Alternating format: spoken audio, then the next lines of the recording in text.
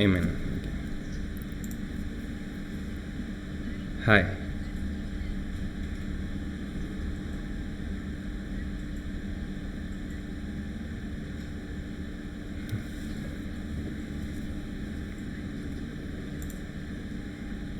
So can I share my screen? Yeah. Yeah. Sure.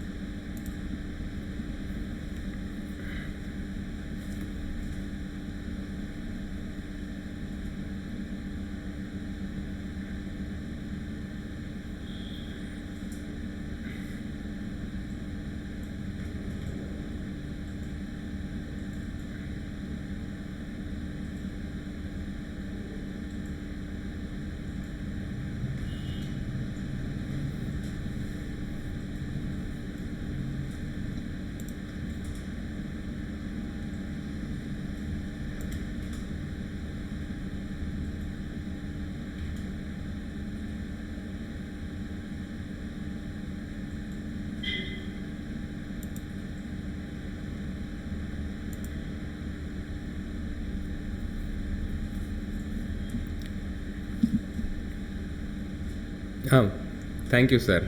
Thank you. Yes, definitely. Okay. Okay. So, thank you so much, sir, for that warm welcome. And good afternoon to all the students. For some of you, I'm not a new face. You know me well. For some of you, especially the first years or second years, I would be a new face. But anyway, we'll get to know each other well. Um, it's a very interesting topic that we are going to look today. That's about lean startup and MVP, right? And as I understand, most of you are from aerospace background, and some of you do not have any idea of a startup.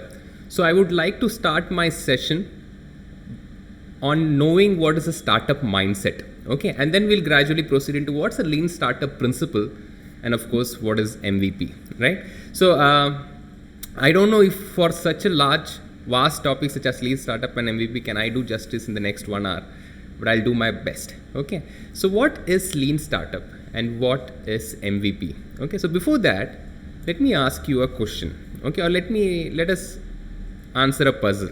Okay, can you recognize the individuals in this image? Can someone recognize the individuals in this image? Any one of the individuals? You can unmute yourself and shout out.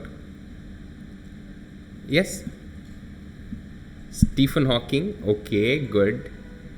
So the person in the center is Stephen Hawking. What about the other two individuals? Anyone out there can recognize the other two individuals? Okay, so somebody has rightly recognized Stephen Hawking in the center. But what about the other two individuals? Anyone out there? Okay, fine. So let me tell you, as you rightly pointed out, yes, the person in the center is Stephen Hawking. The person in the left, his name is Vikram Krishna, and the person in the right, his name is Arun Mehta. Okay, so who was Stephen Hawking, if I should ask you? Can somebody say? Who was Stephen Hawking? No, I'm not asking his specific college. What was his contribution? What was he? Anybody there? Yes? So who was Stephen Hawking? You can also put in the chat box.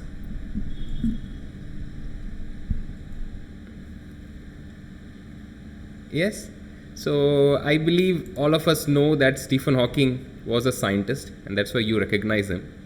Right? And he was one of the most highly regarded scientists in a century, maybe. Right? So, okay. So, well, but the other two people, Vikram Krishna and Arun Mehta, are not known much, right? None of us know him much. We have not heard about them. But let me tell you, if we know Stephen Hawking today, if one of you could recognize Stephen Hawking today, it's because of these two people. It's because of these two people, right? So, Mr. Vikram Krishna and Mr. Arun Mehta were two Indian engineers. Okay, were two Indian engineers who actually happened to meet Stephen Hawking on his visit to India. Now, Stephen Hawking, he's bound to wheelchair because he had a motor neuron disease back in the year, back when he was studying in his college itself. And it was a degenerative disease, so the disease made him paralyzed day by day. It slowly all his body's function or his muscles functions were actually failing him. So his brain could not coordinate with his muscles. So slowly he could not walk, he could not talk properly also, right? His movements in his body were slowly shutting down. But his brain was active, and his brain had no effect of the disease, and he was contributing to the scientific community. Now, in the year 1990s, during that time, he actually made a visit to India, and he was received with a great welcome. And these two scientists were very curious to meet him. These two actually technocrats, I would say, and they went to meet Mr. Stephen Hawking, and they met him, and they saw that this excellent scientist or this bright-minded scientist could not communicate properly to the crowd. If a question was asked, he took so much time to phrase words and communicate to the crowd. He wanted to communicate, but he was slow, or his voice was slurred. That was a problem. And they kind of took an initiative to go and talk to Mr. Stephen Hawking. What was his issue? What was the problem? Can they help him in some way? So the next 6 months, they started interacting with Stephen Hawking on and off, and they actually understood his problem. And these two Indian technocrats came up with a solution called eLocutor. You can go on Google and search for it. eLocutor was a solution by which they interpreted the finger movements of Mr. Stephen Hawking to convert it into words, and these words were converted into speech later on, right? These words were converted to speech. So this entire system called eLocutor did that. With a single finger movement on Stephen Hawking's hand, they could interpret that finger gesture movement and convert it to words. These words were converted to speech. This helped Stephen Hawking when his sickness progressed, when his degenerative disease progressed. This actually helped Stephen Hawking to communicate to the world. Of course, then Intel and other big technology companies pitched in and made this technology, which was actually found by Vikram Krishna and Arun Mehta, into a better product, right? But nevertheless, the history never talked about these two people, right? Our media channels never covered their story, right? Our media channels are busy covering some other propaganda-based story, but our media channels never covered these stories of Vikram Krishna, Arun Mehta. We never learned about them in our syllabus. Yes, we have glorified Mr. Stephen Hawking, but we never talked about Vikram Krishna, Arun Mehta. But Stephen Hawking is known to the world today because of these two Indian technocrats. Why were they lost in the timeline of the history? Why is Mr. Stephen Hawking alone remembered? This is a great mystery, right? I'll come to it. Let me give you another query, right? Can anyone recognize any one of the individuals here? Am I audible? Yes? Am I audible to you guys? Yeah. So, can anyone recognize any one of these individuals here? Is it very difficult? Or let me give you a clue. Can someone recognize individuals over here? Larry Page, yes. Sure was quick to say Larry Page. Okay. Anybody else you can recognize? Okay, Larry Page is right. What about the other person? Sergey Brin, his partner. Most of you would have even recognized him. But can you recognize the person in the center? Have you heard about this individual called Dr. Rajiv Motwani? Right? Well, let me tell you, you know Larry Page and Sergey Brin were pursuing their PhD when they actually came across this innovation called Google. And it all started by a brainchild algorithm exploration of Dr. Rajiv Motwani, who was the guide, PhD guide to Mr. Larry Page and Sergey Brin. Now, Mr. Larry Page and Sergey Brin were pursuing PhD under the guidance of Dr. Rajiv Motwani. And that is when they thought about actually page ranking algorithm. Now, this was back in 1995 when internet was new, but it was booming and the world could recognize that the internet will be the next big thing, right? Today, as we talk about artificial intelligence, that time internet was the next big thing the world had recognized. And many technology companies were revolving around internet as a technology. And there was only one search engine which was a dominant player then, and that was Yahoo. And Dr. Rajiv Motwani, Mr. Larry Page and Sergey Brin, they started working on an algorithm to make the page ranking more efficient. You know, when you search something on Google, you get certain pages, right? Now, these pages are ranked, and the way they are ranked is based upon your history of searches and many other algorithms. Now, this was the algorithm they were writing, and they had actually come across a page ranking algorithm. You know, till then there was no page ranking algorithm as such a concept. You know, whatever search had done, there was a predefined search result that Yahoo showed or any other search engine showed. Now, Dr. Rajiv Motwani, Larry Page and Sergey Brin, they did a research on him and they published a paper called Page Ranking Algorithm.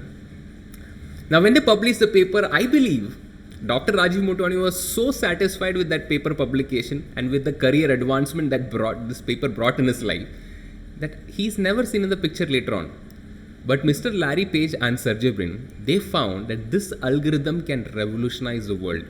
They found if we could put this algorithm into use and create a search engine, maybe we can beat Yahoo out of business tomorrow, right? Maybe they didn't think, they just wanted to become a more efficient search engine out there.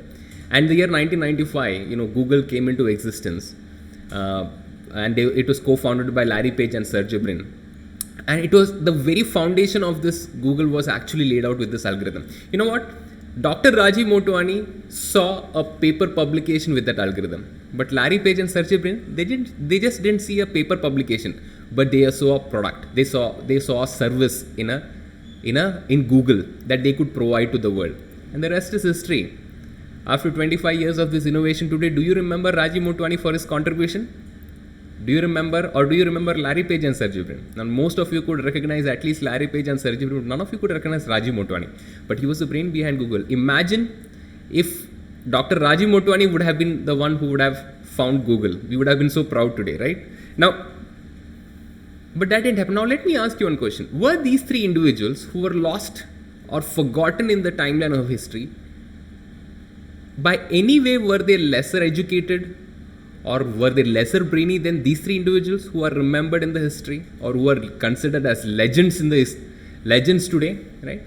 Were they any way lesser? No. These three individuals are also excellent technocrats. You know, Arun Mehta and Vikram Krishna, they created a solution because of which Stephen Hawking could talk to the world or communicate to the world. Or Dr. Rajiv Motwani, he guided Larry Page and Sergey Brin to make an algorithm that would revolutionize search engine. But nevertheless, these three people got all the limelight, whereas these three people were never in the limelight or they were forgotten. You know, I wouldn't blame it on, you know, a Western dominance or something that many people say. I would blame it on the mindset. You know, I would blame it on a mindset. You know, Vikram Krishna and Arun Mehta came up with an excellent solution called Elocutor, a solution they provided to Stephen Hawking. But they did not see anything further that. You know, they provided a solution to Stephen Hawking, but then after that, they are never seen taking that solution and giving it to the world. Was there any one individual like Stephen Hawking in the world? Was there only one person who was having a degenerative disease, a motor neuron disease like Stephen Hawking? No. Why didn't they take their solution and commercialize and give it to the world as a product or as a service? Now, why didn't they do that? Why didn't they both come together? They had such a good hold on technology. Why didn't they come together and create the next big tech startup in the world? No, they didn't do that. They were very happy in doing a social service to a very well-known scientist, and they were forgotten. Right? This is a mindset that plagues most of us Indians. We are very happy to find out solution in a problem. But can you find a startup in a problem? That is where these three individuals made a difference. Larry Page and Sergey Brin, when they found page ranking as a problem, the algorithm they found was not just a solution. They found a startup out of that solution. Whereas this individual, Dr. Rajiv Motwani, was very happy with a publication out of that very problem, right? Do you see a mindset difference here? And this mindset difference will make a great impact in your life ahead, right? Every problem has a potential business behind it. All that we have to do is a mindset shift. We are cultured, conditioned just to find solutions, but we don't do anything with the solution. There are so many solutions that we find in Karunya. There are so many solutions that we find around us. With so many products or solutions that we bring, but what we do with it? So many patents that we bring. What do we do with it? Those papers bite the dust, those publications bite the dust, or they're lost in the history stamp. Nobody will remember you tomorrow for your publication or your patent. Unless and otherwise you get out there, take your patent, take your publication, make it into a product, make it into a service, and give it to the world and service the world out of it. Right? Unless you make it commercially viable, your publication and your patent would be good, will give you career advancement, will give you self-fulfillment, but only for a short period of time. You will never be remembered in history. Do you want to become history makers? Do you want to become entrepreneurs? You need to change your mindset. You need to change your mindset that looks at a problem and sees a startup behind it, not just a social service solution behind it. Are you able to understand? This is a mindset shift that I want to talk to you about, and that is called as a startup mindset. A startup mindset is a mindset that looks at a problem and sees a solution, right? Not just sees a solution, but sees a startup in that, right? So let me give an example, and a very well-known example that most of us would be knowing, right? And before that, let me ask you a question. Can you say what is the difference between a startup and a business? Can anyone point out the difference between a startup and a business? Can someone point out? What would you call as a startup and what would you call as a business? Okay, so let me give an example. It would be easy for you. There are two businesses in front of you, or two ventures in front of you. One venture to the left is A1 Travels, which helps you book bus tickets to travel from point A to point B anywhere in India or in the state. And there's another venture called Redbus, which also helps you to book bus tickets. Which one of this would you call as a startup? Or which one of these will you call as a business? What do you say? Anyone? You can shout into the mic also. You can just unmute and tell also. Which one of this would you call? Okay, Redbus would be a startup and A1 Travel would be business. Rightly guessed, but let me ask you, why would you call like that? Why would you call Redbus as a startup? Why would you call A1 Travels as a business? And I believe most of you have guessed the same, right? Most of you would have guessed the same, that Redbus is a startup, A1 Travels is a business. But what is that actually makes you believe this? So you already have an understanding in your heart that something that you look at is a startup and a business. So why would you call Redbus as a startup and A1 Travel as a business? Yes?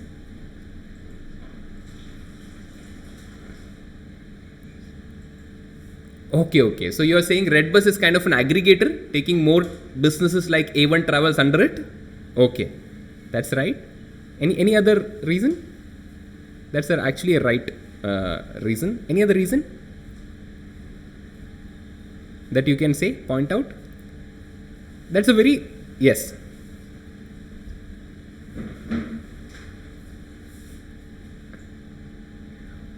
Exactly.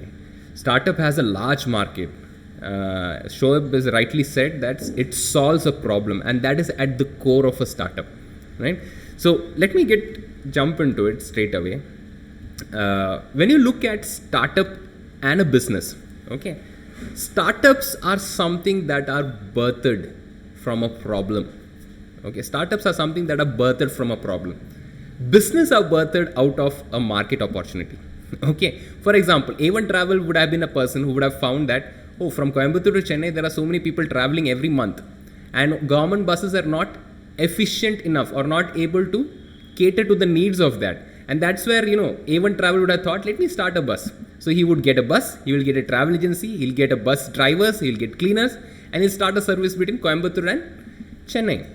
Right? That is the motivation for their startup, okay, for the business. But Redbus did not start with that motivation. The Redbus was started with the motivation to solve the problem. And the problem that Phanindra Sama faced. Phanindra Sama was a young graduate like you. He was working in Bangalore. And when he was working in Bangalore, he had a problem. And the problem was he could not get a bus ticket. Back in 2005, the bus ticket that they had to book, the way they booked the bus ticket was they went to each counter of a travel agency. So they went to the travel agency of maybe KPN Travel, A1 Travel, ABT Travel, and all these travels, and they asked for tickets. Is there tickets available from point A to point B? And Mr. Phanindra Sama, he wanted to go from Hyderabad to Bangalore to Hyderabad during Diwali time. And Diwali time was a peak time, and he could not get bus ticket. So he went to APT Travel, then he went to Parveen Travel, then he went to KPN Travel, and all of them rejected, telling there is no ticket. And that is when he actually got a ticket from a ticket agent who actually gave him a ticket in black. But when he went and sat in one of the bus, where the bus that he got a ticket for, he found somebody else was sitting in his seat, and he was dejected, finding that the ticket agent had cheated them. So he found that there was no point in argument. He got down the bus, and there were hundreds of buses standing there which were ready to ply between Bangalore to Hyderabad. But he had no energy left after searching for tickets in many buses. But he knew for sure in his heart that there would be at least one bus or travel agency out there who would need a customer like him so that they can go full bus from Bangalore to Hyderabad. And those bus travelers are looking for a customer like him, but they are not able to find him. So he found a market gap. He found a gap. He found a problem that needs to be solved. And that's how Redbus was conceived. Okay. And what was his investment? Did he get a travel agency office? Did he get drivers, bus? Did he buy a bus? Nothing. What he did was he just aggregated. He told to A1 Travels, he told to KPN Travels, if you would allow, I would display your number of tickets available in your bus. That was all that was present in the year 2005. So in the year 2005, if you go to Redbus Travels, you would find, if you would search for tickets the tickets were only available between Hyderabad to Bangalore that time, Bangalore to Hyderabad that time, not on any other route.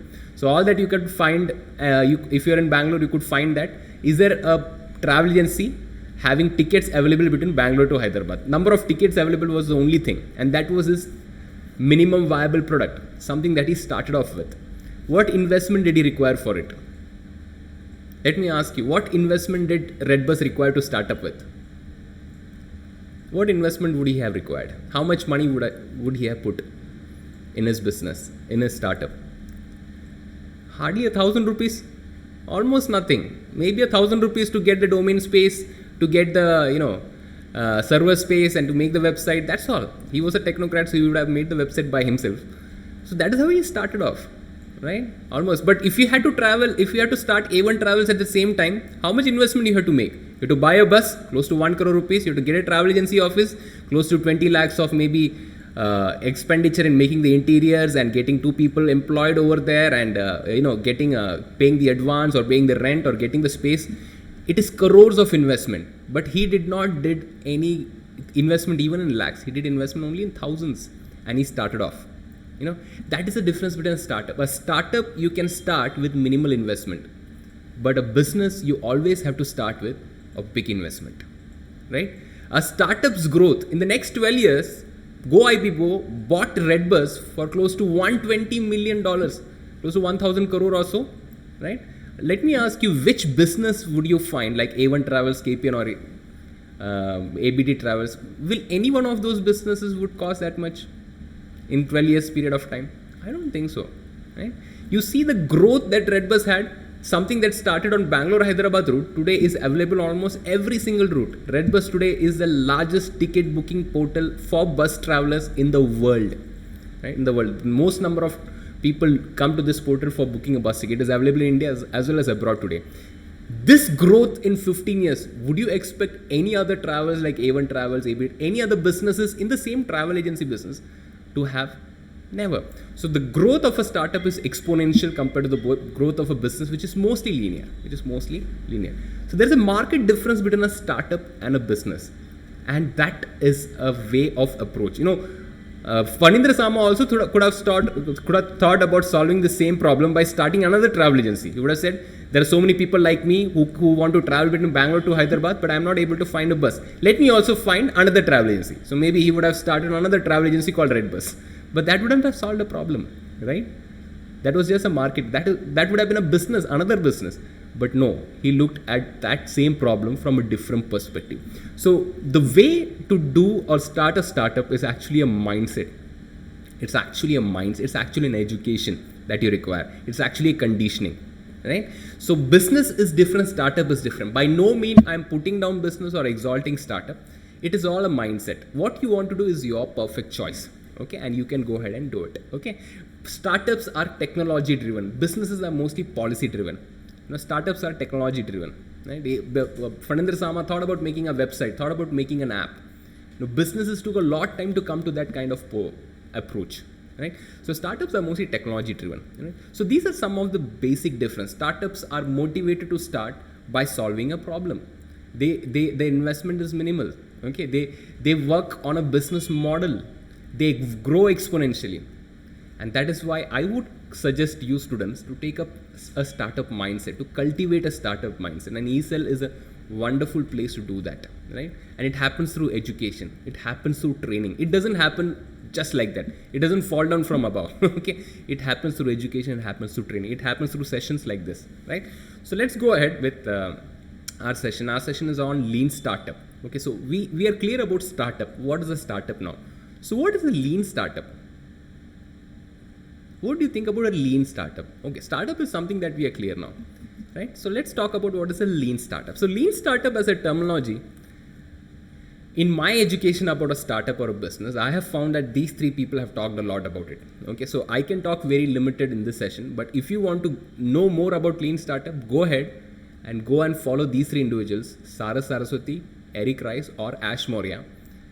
There are a lot of resources these three individuals have given online through which you can actually know about lean startup more in depth. Okay, so lean startup, there is something called as a lean startup, there is something called as a lean process. Now both of them are not same. Lean process was something that was found by Taichi Ono back in the year 1947-48 itself. He was a Japanese product manager in Toyota car manufacturer, and he had brought a lean process or lean methodology, which greatly made the automobile industries, which greatly benefited the automobile industries assembly line process, right? And that was called as a lean process. Now lean startup is actually something that they have actually been motivated from that, but the principles are a little different. Okay, and these principles were laid down or are taught a lot by these three individuals. Saras Saraswati, her principle on effectuation talks a lot about lean startup. Eric Rice, go back and read his book called Lean Startup. It talks a lot about lean startup. Ash Maurya has a book called Running Lean. He has a website called leanstack.com. He talks a lot about lean startup. Okay, so let's talk about what is lean startup.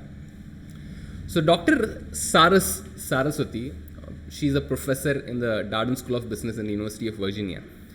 Now she had a curiosity to know how entrepreneurs thought. Is there a specific way that entrepreneurs think? Because entrepreneurs think so differently. Larry Page and Sergey Brin thought so differently. Mark Zuckerberg thinks so differently, right? The same problems were faced by so many different people. These people looked at that problem so different. They came up with enterprise. They came up with ventures. Is there something different is there a thought process that they have? So she wanted to find that through research, through scientific research.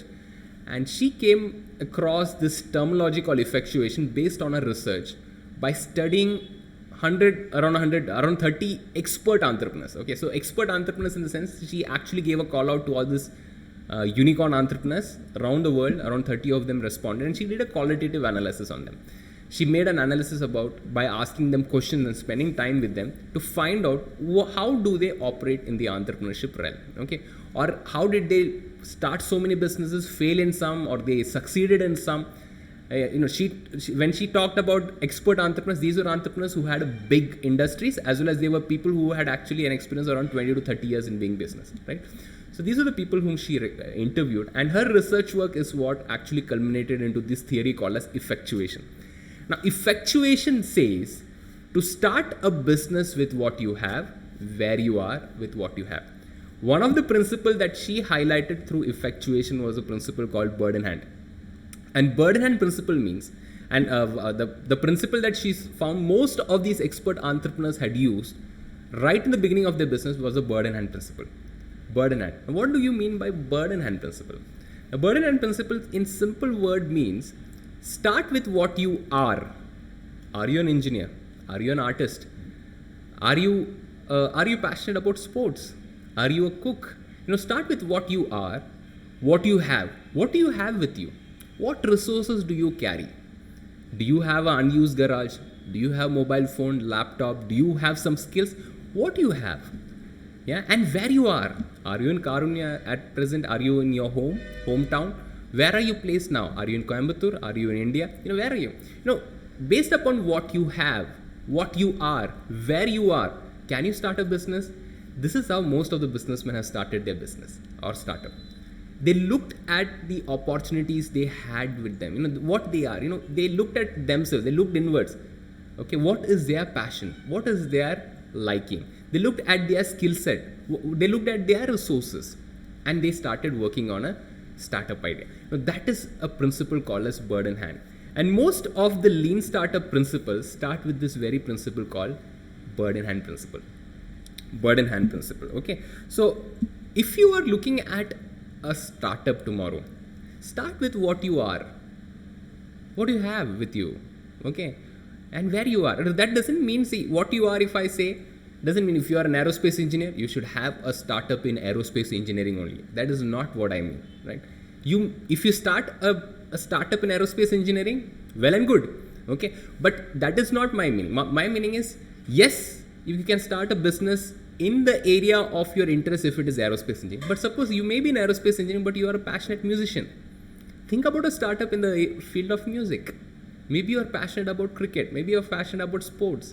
Maybe you cannot become a cricket player in the world, but can you think about a startup in the realm of sport?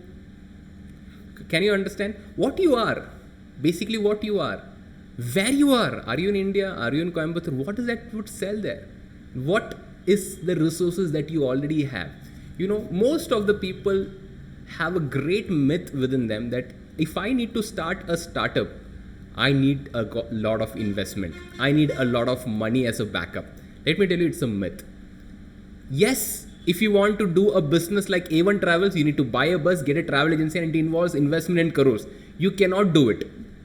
Maybe you cannot do it, but you can start a red bus. It doesn't require investment in crores. It requires a good business model, a different business model. And 10 years later, you'll be thankful that you started something like that, because a startup business model serves you better than a business type of business model. So you see over here a difference. You maybe it is too costly for you to start a restaurant, or you don't have an investment to start a restaurant. Go and start something like a Swiggy or Zomato. Are you able to do? So nobody can give me an excuse saying I cannot do a startup. It is beyond me. It is something. It just requires a mindset. It just requires a mindset in simple terms. You cannot establish a hotel. You can start an Oyo rooms. Are you able to get me? That's a startup mindset. Now, how did all these Ritesh Agarwal or maybe Ankit Bhatti, Bhavish Agarwal of Ola Cabs and other founders of Swiggy, Zomato, and all these people, how did it converge on this idea of a startup? Because they looked inside. They looked, what do they have? What problem they should solve? But what resources do they have? Where are they placed in? And how can they start their business? And that is what is called as bird in hand principle. To start with what you are, where you are, and with what you have. Okay, this is one principle. Okay, and of course, a lean startup principle also puts a lot of focus on building the right business model, not a business plan. Business plan and business model are two entirely different things. Okay, now both are important, but business model should take precedent. Wherever you go, most of the MBA schools also, unfortunately, teach about business plan a lot, but they hardly teach about business model, right? Most of the competitions that we find on startups are on business plan competition. They don't talk about business model. I'm thankful now some people are using it. Let me tell you, business model tells you how to establish your startup, how to generate revenue and how to make profit. That's all. And it's a one-page model, okay, which is talked a lot by people like Ash Maurya and Eric Rice, okay. But business plan is an exhaustive document which you have to only dream about. Next 5 years plan, sales plan, people plan, recruitment plan, all these plans, financial plan, all these plans for next 5 years you have to do, which is not possible for a student like you, which is hard for a student like you. Okay, so business model is what you should develop. Okay, not a business plan. And I think from ESL you'll have a lot of sessions on business model. I would highly encourage you to attend that. Okay. Third thing is you should get into a process of build, measure and learn. Okay.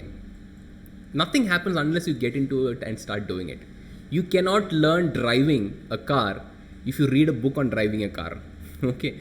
Or if you see a movie on driving a car, or you see a video tutorial on driving a car, or you attend some online sessions on driving classes. You cannot drive a car until and otherwise you go sit in a driver's seat, learn from an instructor, practice. The first day you will be afraid, the second day you will be petrified. In the first week will be a kind of all hell will break loose, but with time you will get used to it and you'll become more and more confident, and then now you may become a proficient driver. But that is how you do in business. You build, measure, learn.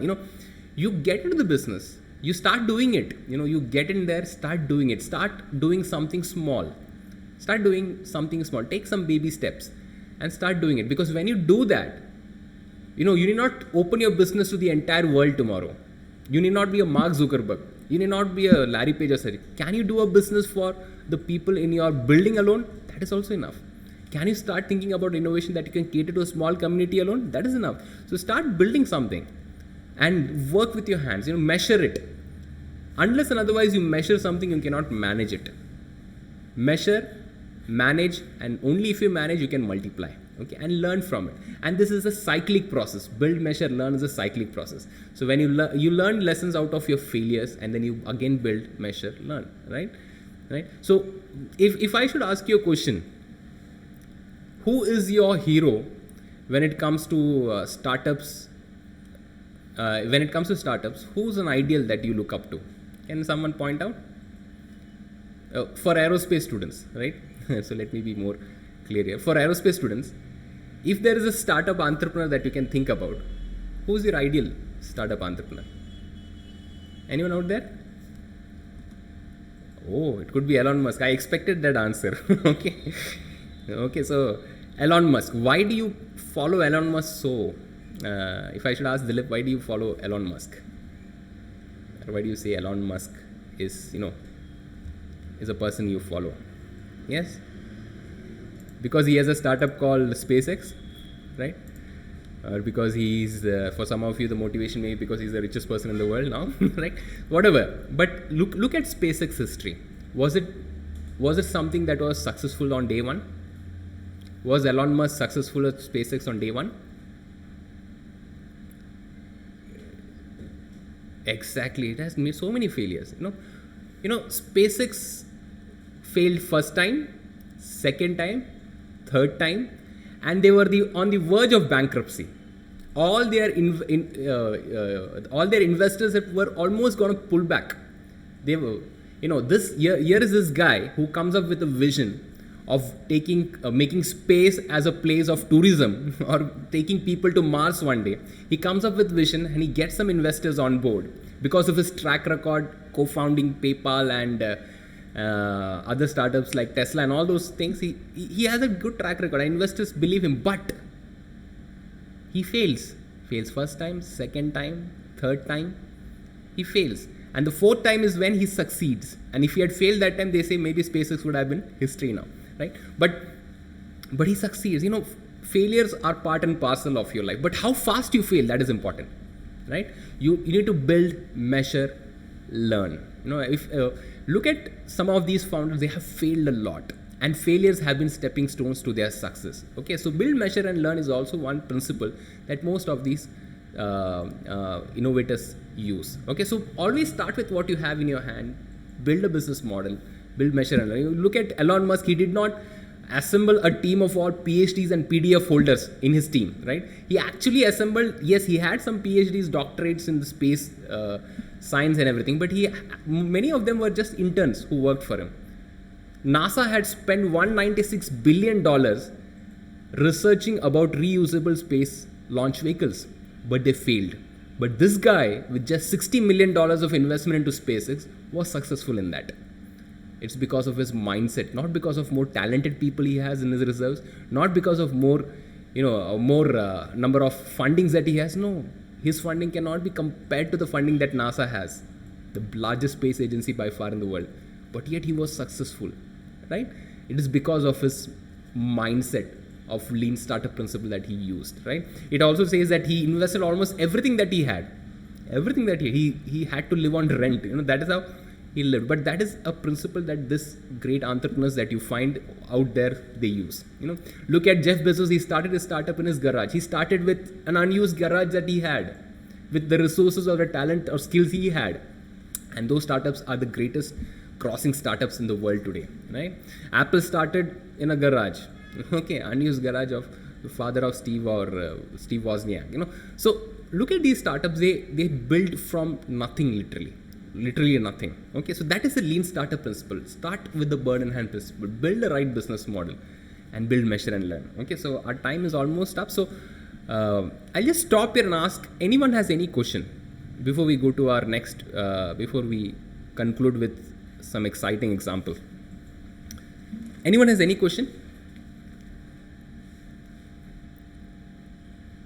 about lean startup as a principle? Okay, so we'll go to the next slide. Now, how many of you know Mr. Arunachal Muruganathan? All of you are from Coimbatore and most of you would be knowing him. I would recognize him. Mr. Arunachal Muruganathan was a simple mechanic. Okay, he worked in a mechanical workshop. Okay, and some of you, most of you would have seen this movie called Padman, which was made actually upon him, right? Who was the actor in movie Padman? Can someone say?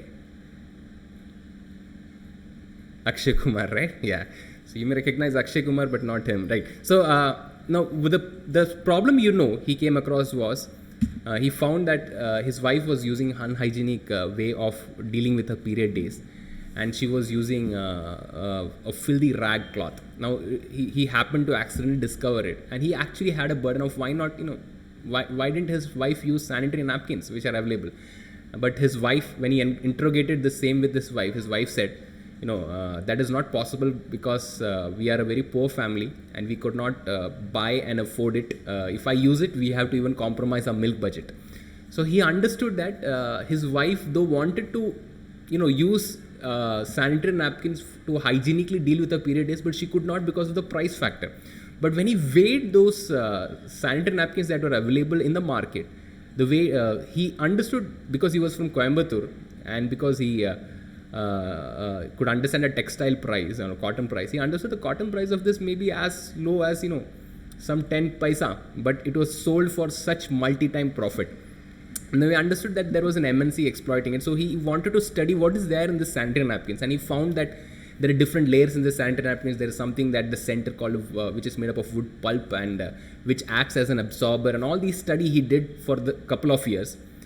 Though his wife rejected him, his wife was not interested in him doing that kind of research. His family rejected him, everyone, but he continued with that research and find out what is it that makes the sanitary napkins. He found that solution and he could make a sanitary napkin by himself, which successfully, to cut the story short. But then he wanted to make it in bulk so that he could distribute to many other women to deal with their period days more hygienically. But that was a problem. He had another roadblock where he found that the machine that is available for this costs around 3.5 crore rupees to 5 crore rupees. You're close to 5 crore rupees this machine costs. And he understood that he could by no means afford this machine. But that is where he did not give up. He put the next 4 years of his time in research. Now let me tell you, he is not a scientist working in Vikram Sarabhai Institute or IISc. He was just a 10th fail working as a mechanic help. Okay, but with all the skill or little skill or understanding he had, he actually started working on an innovation to replace this 3.5 crore machine, and he came up with an innovation which costed just 5,000 rupees. Yes, it did require some manual intervention, but nevertheless, it made world-class sanitary napkins for as low cost as a machine of rupees 5,000. And that's how he came up with this machine. Now, when he came up with this machine, it caught the attention of one innovation contest in IIT Madras that time, and that's how he got the limelight. People came to know that there's a machine that can make, and later on he patented this machine. But the same thing that this machine of 3.5 crore could do, he could do with this 5,000. Now that is what is called as lean startup. He did not give up because there was a machine that was available but that he could not afford. He researched, he innovated, he worked hard, right? And he worked for next 4 years tirelessly with his personal contributions only. He did not get a funding from DST, DRD or NSTDB or anywhere, right? He worked with his own resources. Nevertheless, he came up with this machine. Today, this very machine is used in 17 third world countries where they cannot afford costly sanitary napkins, right? And he makes he's made a business model not to exploit people with costly sanitary napkins, but he's made a business model where he actually makes sanitary napkins at a very low cost, and he employs unemployed rural women to do this, and he actually encourages them to use the sanitary napkins or distribute the sanitary napkins in the rural area, which helps them to penetrate this rural area where only 7% of the people use 7% of this women use sanitary napkins. So he's giving job to the rural unemployed women. He's giving sanitary napkins that cost as low as 1 rupee each sanitary pad to rural women. So you see over here in pictures, when the Japanese ambassador came to India, he actually inquired about this man, Arunachal Muruganathan. He did not inquire about Akshay Kumar or Rajnikant. He inquired about who is this Arunachal Muruganathan that we hear about. Today in the world, this guy Arunachal Muruganathan is known as top 100 influencers. He's been awarded the highest citizen award by the Indian president. He's a well sought after speaker in TED Talks and Harvard, Princeton, MITs and even IITs and IIMs, right? A movie was made upon him that most of you know. All these things. How? Because he used this simple startup principle called lean startup. Right? So my question to you is, right? If you could use this lean startup principle, you have more education. You are not 10th fail like Arunachal Muruganathan, right? You have much more education. What can you achieve? Can you imagine what you can achieve by using this simple principle, right? Yes. So I have a small quiz for you. Who's this individual? Can anyone recognize him? Yes. You can unmute and shout out. We're going to end shortly in a couple of minutes. Can anyone recognize him? Who's he? Akshay Kumar. So who is this individual? Yeah? Yeah, Interstellar, Matt Damon. Exactly. Okay. So you all see space movies. Great. Who is this individual? But that pic is from Mars movie. Okay, yeah. Who is this individual? What was that girl named in that movie?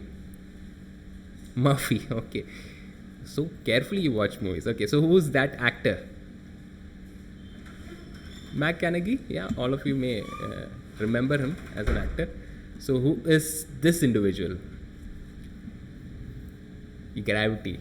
Exactly. Okay. So you know all these heroes. Good. So you see space movies, and are you encouraged by watching all the space movies? Yes. Yeah. Maybe that is the reason that you chose aerospace also, right? So let me ask you, who is this individual? Anyone out there? Who are these individuals? No one? Anyone out there? No? Okay, so let me ask you, who is these two individuals? No one? Who is he? Yeah?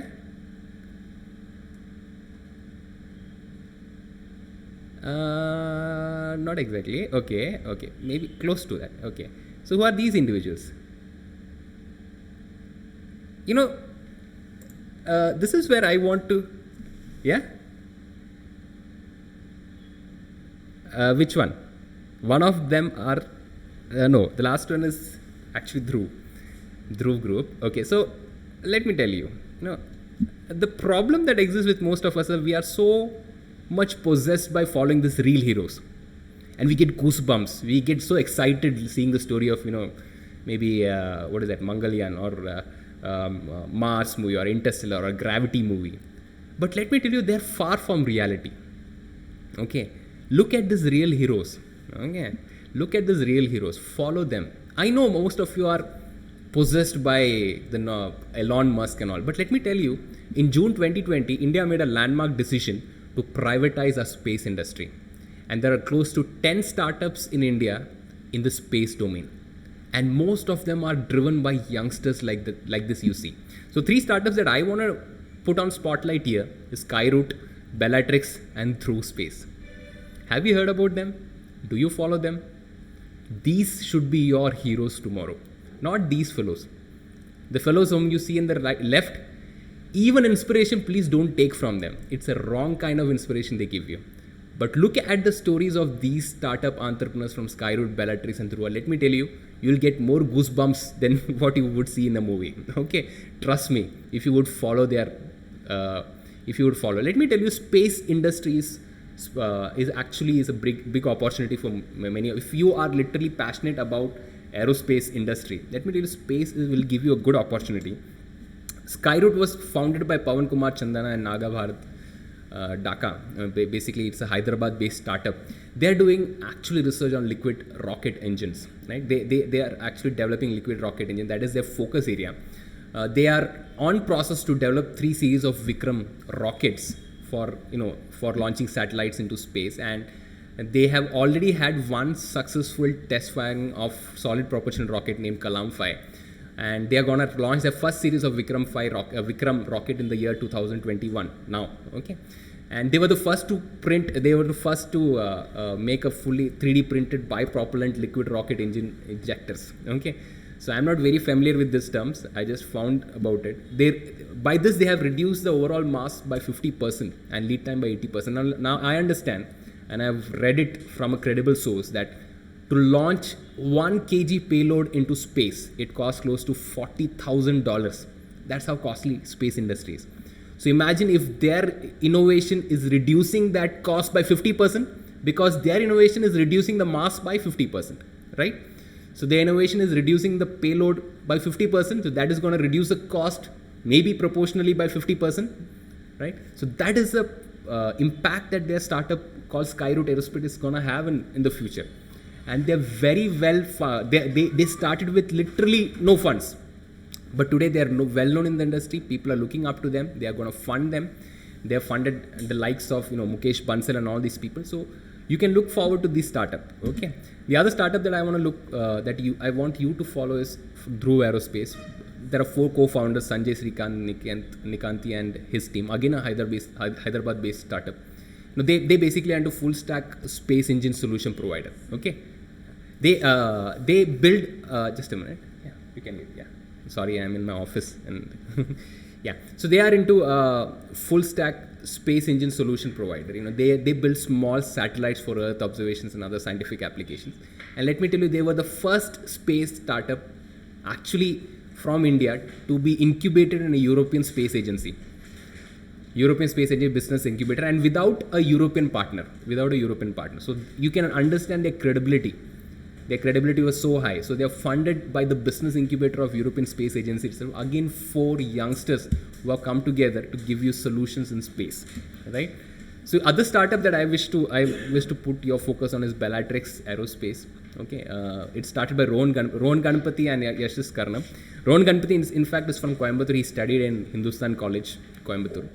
Now, their propulsion systems are something like engines for car, right? You cannot put a rocket out there without a propulsion system. So they are solution providers in electric propulsion or new gen propellants. That is what is their focus area on. They are planning to have launch vehicles. To tell you, launch vehicles is also focus area of other 2 startups, and these 3 startups are actually collaborating a lot. And they are focused on getting. These 2 guys have a very beautiful story behind them. They actually published a paper on microwave plasma propulsion. They actually presented this paper, and when they presented this paper in front of eminent scientists, they were mocked. They were literally mocked, and they were said, "This is just theory. You can never make it practical." They were mocked. But Rohan Ganapathy and Yashas Karnam, they had the guts to challenge their mockery, and they went ahead and they said, "This publication that we are making can become a product, and we can actually take a chance on us." And that time, the Kiran Kumar, who was the space in charge, ISRO in charge, he actually took a chance on them. He gave them resources to develop that concept. That's how Bellatrix Aerospace was born. Bellatrix Aerospace is based in Bangalore today. And let me tell you, like this, there are close to 10 startups out there which are doing great work out there, right? And they are having a great impact also. Okay, so this is the kind of environment that you're gonna start up tomorrow. Just think about your ideals. Who are the people who follow? It's good to follow Elon Musk. It's very fashionable to follow him. But let me tell you, focus on Indian startups also like Bellatrix or Dhruv or Skyroot, who are actually gonna have a great impact on the Indian startups ecosystem tomorrow. Let me tell you, India just occupied 2% of the space market globally, right? Our Indian budget for space is just 0.4% of our total budget. That's how less we but India can actually expand this system to a great level, and it is expected by the year 2040 we're going to add another $100 billion industry into space-based solutions itself. So you guys have a great future if you're looking at space as an area of having a startup, and these guys have led the way ahead of you. So I would highly recommend you to follow these startups very closely, because they will actually pave the way for startups in space area in the coming future. Okay, so that's it, my session. So quickly, I'm already going beyond time. So quickly to summarize, if you're thinking about a startup, think about the user needs or the problem that they have. Think about the technical possibilities that you can have right now as a student, and think about the business goals that you have. And all that you need to do is find the sweet spot between these three areas, and you'll be able to lean startup or start a business with limited resources, limited contacts, limited fundings, and even limited understanding of the technology itself, right? So takeaways for today's session would be empathize. That is the only way by which you can understand a problem and come up with a solution. Develop a startup mindset. Without a startup mindset, your research work, your patents, your publications will never see the light of an enterprise, right? Apply lean startup principle. Remember the three principles: bird in hand principle, right? Build the right business model, and build, measure, learn. Okay, the cyclic way of learning, and make an MVP. Okay, MVP is minimum viable product. As Phanindra Sama started with just a website with putting ticket systems available there with minimum investment, that is an MVP. The kind of machine that Mr. Muruganandan made to make sanitary napkins at low cost, that is an MVP, minimum viable product. Of course, he has made it more advanced now, but that was all that he could make with his own resources. That is what is called as minimum viable product. A product which the people can use it, experience it, and experience a solution for their problem also. Okay, that is what is called as a minimum viable product, right? So I'm done with the session. Maybe if anybody has any question, you can go ahead and ask. Anybody has a question?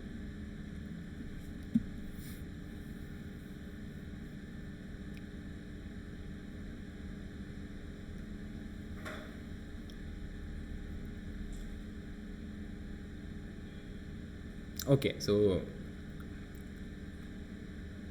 if no question, I really want to thank Puneet sir and of course Aldin sir to reach out to me and with this topic to talk to you all of you. I would thank Darshak who actually asked me to talk on this topic. Yeah, thank you all for your patient listening. Yes. My contacts are there with Darshak or Aldin sir or Puneet sir. If anybody wants to reach out personally to me with your startup idea or with some mentoring, you can definitely do that. Okay, thank you. Thank you. Thank you.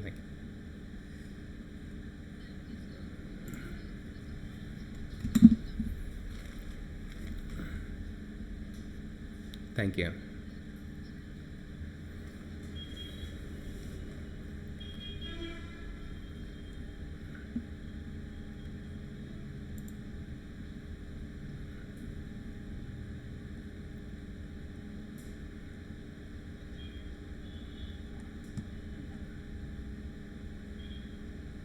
Yeah,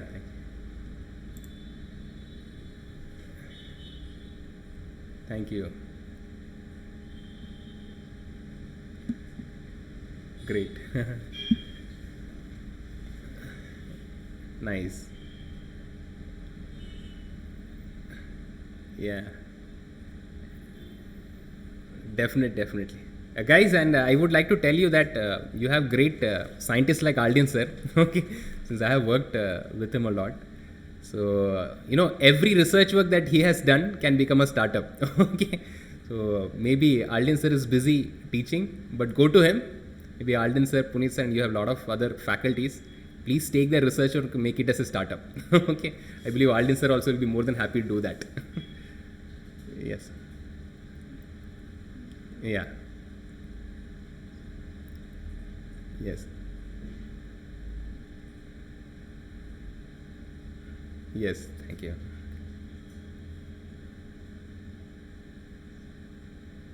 Yeah, definitely, sir.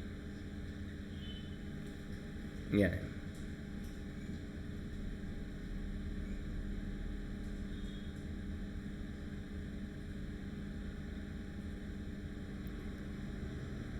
Yeah. Thank you. Thank you, sir. Privileges, man. Thank you.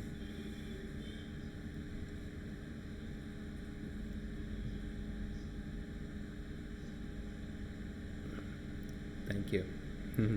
Thank you, Puneet, sir. Thank you.